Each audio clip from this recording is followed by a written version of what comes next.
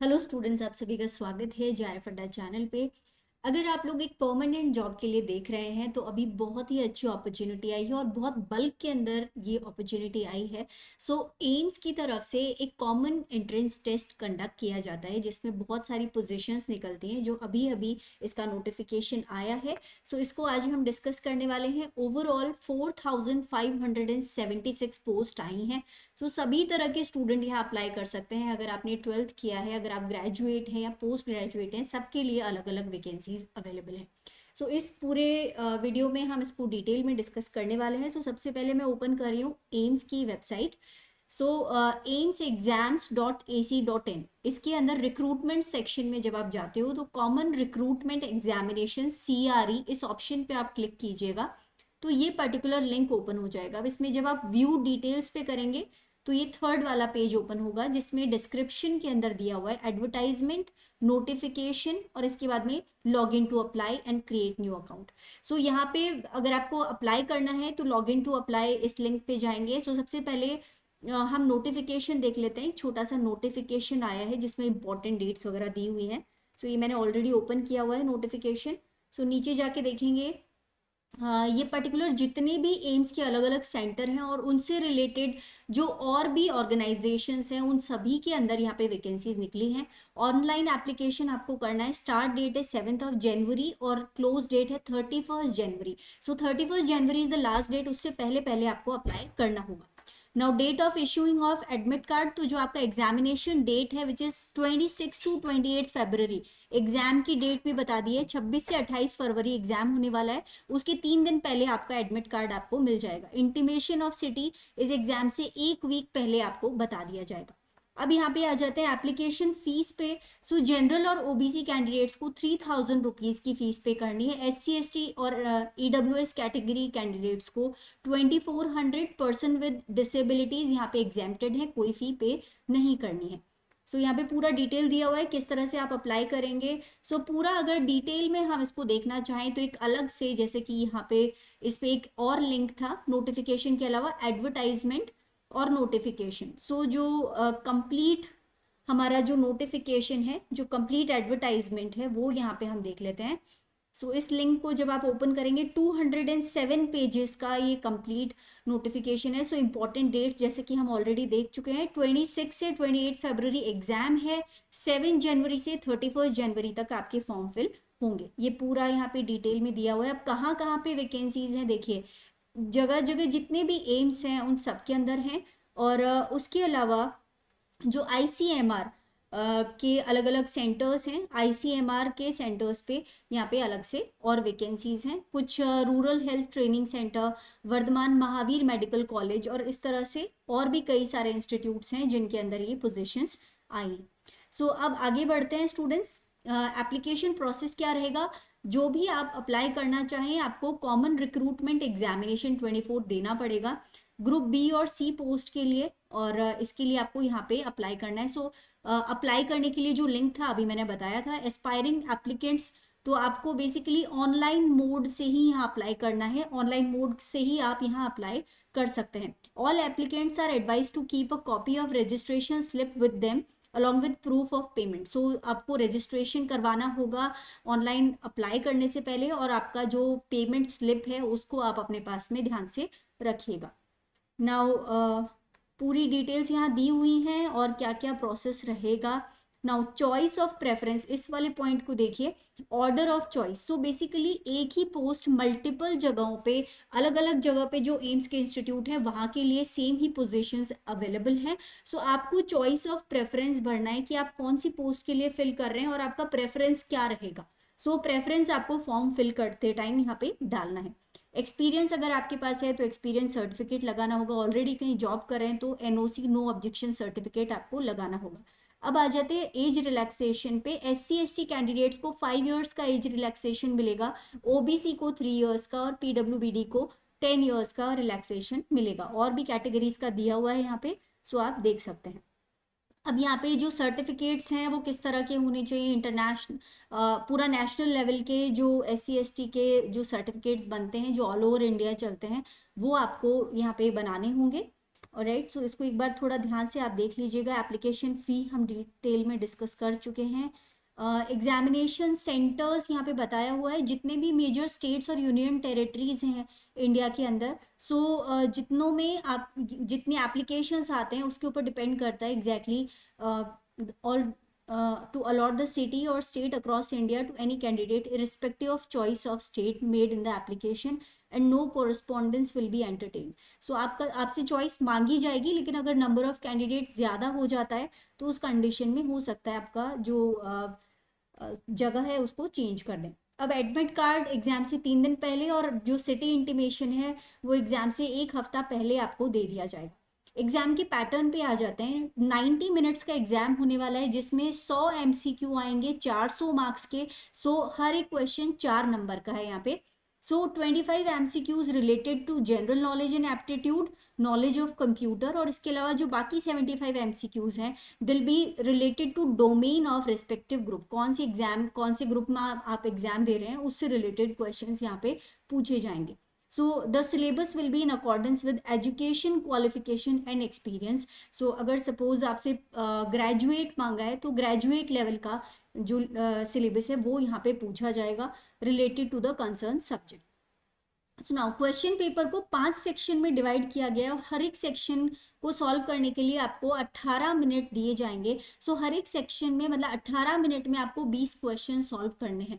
सो 18 minute के बाद में जो 5 सेक्शन है, सपोज मैंने पहला सेक्शन शुरू किया और 18 मिनट कंप्लीट हो गए, तो वो जो फर्स्ट 20 क्वेश्चन थे वो वाला विंडो क्लोज हो जाएगा। उन 20 को आप दोबारा नहीं देख पाएंगे और फिर आप नेक्स्ट वाले सेक्शन में चले जाएंगे। सो इस तरह से बेसिकली जो भी पर्टिकुलर सेक्शन में आप करंटली एक्टिव हैं उसी के 20 क्वेश्चन आप उस 18 मिनट में कर पाएंगे। सो इस तरह से पूरे पेपर को 5 सेक्शन में डिवाइड किया गया है। So with in time 18 minute के अंदर अंदर आपको वो 20 क्वेश्चन जो है सॉल्व करने हैं। नाउ मीडियम ऑफ एग्जामिनेशन यहाँ पे नीचे पूरा डिटेल में दिया हुआ है, कौन सी पोस्ट के लिए किस मीडियम में एग्जामिनेशन होने वाला है। और इसके अलावा आगे आ जाते हैं सिलेबस एंड लैंग्वेज। सो यहाँ पे जितनी भी पोजीशंस हैं सभी के लिए कौन सा वाला सिलेबस, बेसिकली क्या क्वालिफिकेशन, कौन सा सिलेबस आपको पढ़ना है। मतलब अगर पर्टिकुलर इस पोस्ट के लिए आप अप्लाई कर रहे हैं तो कौन से सब्जेक्ट का ग्रेजुएट लेवल या फिर 12th लेवल या पोस्ट ग्रेजुएट लेवल आपको पढ़ना है। सो वो यहाँ पर देख करके आप देख सकते हैं। और लैंग्वेज भी दिया हुआ है कि किस पोजिशन के लिए कौन सी लैंग्वेज में पेपर आने वाला है। बाईलिंगुअल होगा, हिंदी होगा, इंग्लिश होगा, सब यहाँ पे दिया हुआ है।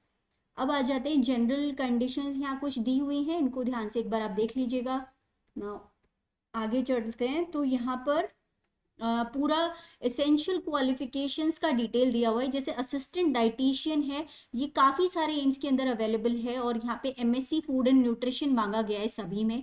सो असिस्टेंट डाइटिशियन की पोजीशंस हैं जिसमें एमएससी फूड एंड न्यूट्रिशन और साथ में 2 साल का एक्सपीरियंस आपके पास होना चाहिए।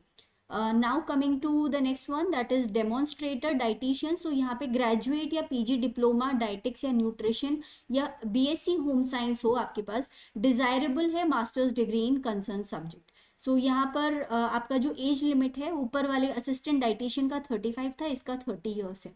नाउ डाइटिशियन की पोजिशन है यहाँ कुछ, तो 21 से 35 ईयर्स एज लिमिट है और आपके पास एमएससी होना चाहिए home science, food and nutrition या MSc clinical nutrition and dietetics, MSc in food science nutrition, MSc in food nutrition dietetics, food service management from recognised university, और साथ में 3 साल का एक्सपीरियंस भी मांगा गया है, preferably in a 200 bedded hospital.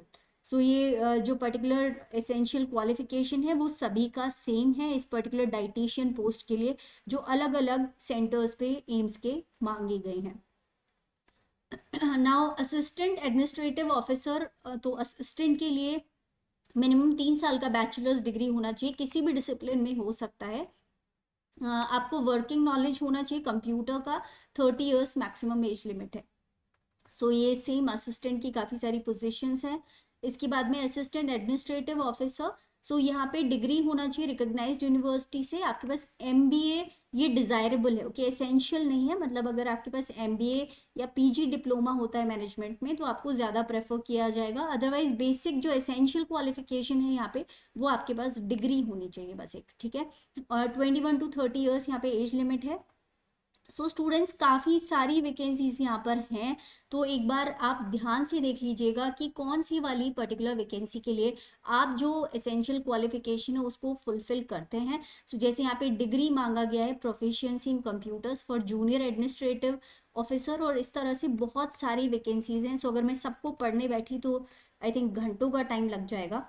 और यहाँ पे बहुत सारी पोस्ट हैं जिसमें ज़्यादातर आप आपके पास 10th 12th क्वालिफाइड होने चाहिए आप, या फिर ग्रेजुएट या पोस्ट ग्रेजुएट। सो अकॉर्डिंगली आप देख सकते हैं, जैसे कि यहाँ पे कैशियर की जॉब्स हैं तो उसके लिए डिग्री मांगा है, मतलब आपके पास ग्रेजुएट आप होने चाहिए कॉमर्स में और 2 साल का एक्सपीरियंस।